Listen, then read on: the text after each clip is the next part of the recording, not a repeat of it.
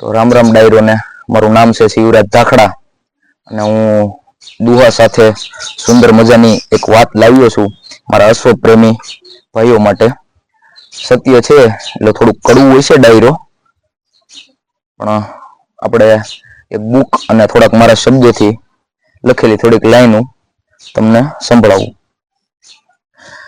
અશ્વ પ્રત્યેની વફાદારી અને પ્રેમ આપણી સંસ્કૃતિમાં અનેરો રહ્યો છે.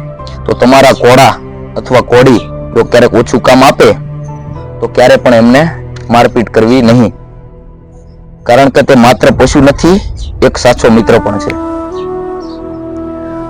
આ ભાવને વ્યક્ત કરતો એક સુંદર મજાનો દુહો પણ છે કે હણહણતા આવે અહીંયા જેની આંખે વર્ષે અમી, એવા અશ્વને જો લાકડી અડે તો મરદમાં કાંઈક કમી. આ દુહાનો અર્થ કંઈક એવો છે કે જ્યારે અણહણાટી કરીને તમારી પાસે આવે છે ત્યારે તેના હૃદયનો પ્રેમ વ્યક્ત કરતા હોય છે આ અશ્વો. તેની આંખોમાં વફાદારી અને અમૃત જેવો નિર્દોષ પ્રેમ હોય છે.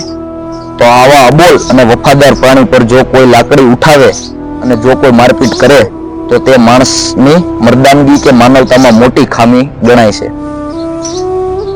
તો સત્ય હતું એટલે થોડું કડવું હતું ડાયરો. તો દુહો તમને કેવો લાગ્યો? સુંદર લાગ્યો કે કડવો લાગ્યો?